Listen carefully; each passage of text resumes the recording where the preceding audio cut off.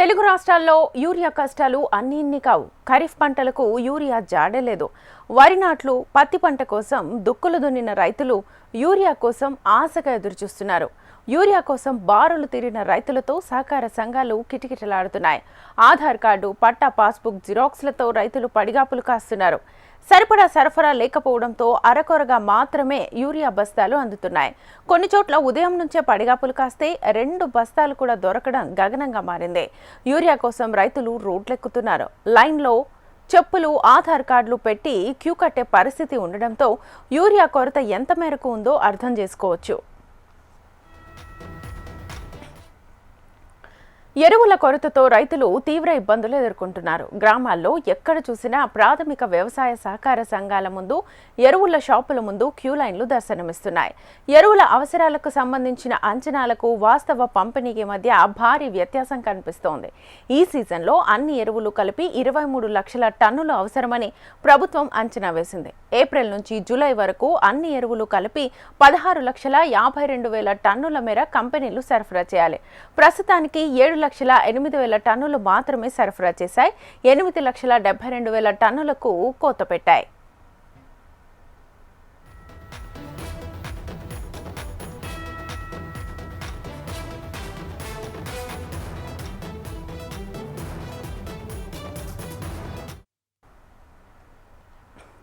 Urea పక్కదారి పడుతోంది. కాసులకు కకృతి పడుతున్న అధికారులు సహకార సంఘాల్లో విక్రయించాల్సిన యూరియాను బ్లాక్ మార్కెట్కు తరలిస్తున్నారనే ఆరోపణలున్నాయి. వ్యవసాయ మార్కెట్ అధికారులు వ్యాపారులతో కుమ్మక్కైనట్లుగా ఆరోపణలు వినిపిస్తున్నాయి.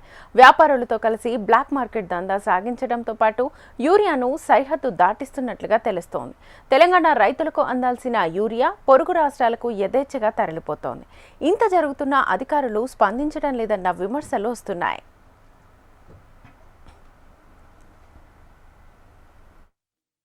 మార్కెట్లో దొరుకుతలేదు.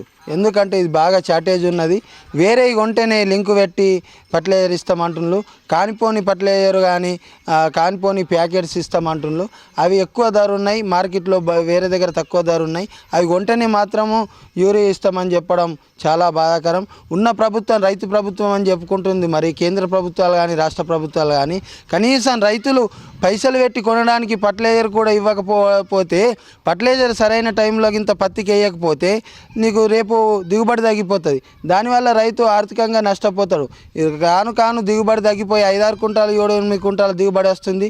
కనీసం సకాలంలోని ఫర్టిలైజర్ కానీ ఈ పెస్టిసైడ్స్ కానీ దొరికితేనే రైతు పెట్టి దాన్ని సకాలంలో సాగు చేసుకుంటాడు. కాబట్టి అదేవిధంగా ఫర్టిలైజర్ ఇప్పుడు రేట్లు కూడా చూడండి. ఇప్పుడు పొటాస్ మొన్న 1,500 ఉండే, ఇప్పుడు 1,800 అయింది. బిస్బిస్ 013 1,300 ఉండే 1,500 ఏమైంది.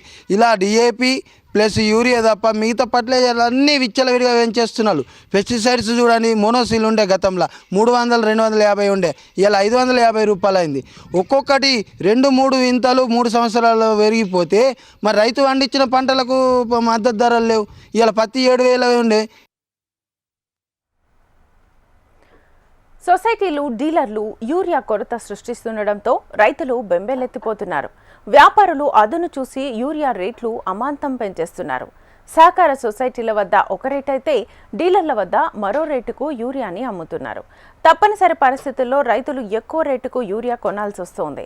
సొసైటీల్లో 265 రూపాయలకు అమ్ముతుండగా బయట 350 నుంచి 400 రూపాయల వరకు విక్రయిస్తున్నారని రైతులు అంటున్నారు. గుళికల యూరియాకు కొరత ఏర్పడుతుండటంతో వ్యాపారులు రైతులకు నానో యూరియాని కట్టబెడుతున్నారు. కొన్ని చోట్ల నానో యూరియా కొనుగోలు చేస్తేనే గుళికల యూరియా ఇస్తామని షరతులు పెడుతున్నట్లుగా రైతులు ఆగ్రహం వ్యక్తం చేస్తున్నారు. అక్రమ లాభం కోసం సరఫరాలను బ్లాక్ మార్కెట్కు తరలించి దోచుకుంటున్నారని అన్నదాతలు ఆరోపిస్తున్నారు. వరికి, పత్తి చేన్లకు యూరియా లేక ఇబ్బందులు పడుతున్నామని వాపోయారు. సరిపోయేంత యూరియా లేకపోతే పంటల దిగుబడిపై ప్రభావం చూపిస్తుందని రైతులు అంటున్నారు. ఈరోజు ఫర్టిలైజర్స్ కేంద్ర గవర్నమెంట్ ఏదైతే ఫర్టిలైజర్స్ రేటు పెంచిందో ఒక యూరియా, డిఏపి తప్ప మిగతా అన్ని రైతుల మీద భారం మోపుతుంది. దీన్ని వెనక్కి తీసుకోవాలని రైతుల తరపున మా రైతుల తరపున కోరుతున్నాను. ఎందుకంటే కొన్ని వేల కోట్ల భారం పడుతుంది మా రైతుల మీద. ఇప్పటికే వ్యవసాయం మాకు చాలా ఇబ్బందికరంగా ఉంది అంటే ఇదొక భారం మోపుతున్నారు. ఏదైనా పెస్టిసైడ్ రేట్స్ కూడా విపరీతంగా రేట్స్ ఉన్నాయి. అవి రేట్స్ ఆల్రెడీ ఉన్నాయి, కానీ ఇక ఇది కూడా ఇంకా రైతులపై భారం మోపితే చాలా ఇబ్బందికి గురవుతారని. అయితే ఇప్పుడు షాప్లోకి వెళ్తే వాళ్ళు పాత రేట్లు కాకుండా పెరిగిన రేట్ల ప్రకారమే అమ్ముతున్నారు. పాత స్టాక్ ఉన్నా కానీ వాళ్ళు పెరిగిన రేట్ల ప్రకారమే అమ్ముతున్నారు.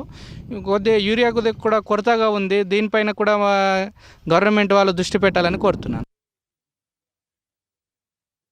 ఇప్పుడు లైన్లో నిలబడి పొద్దుంత నిలబడి తీసుక పొద్దున్న నుంచి మరి ఇయ్యమని చెప్తున్నారు. మరి ఇస్తాలా ఇయ్యాలనేది ఏదైనా మాకు ఇవ్వాలి కదా, వచ్చినంత వరకు ఇచ్చేయాలి కదా.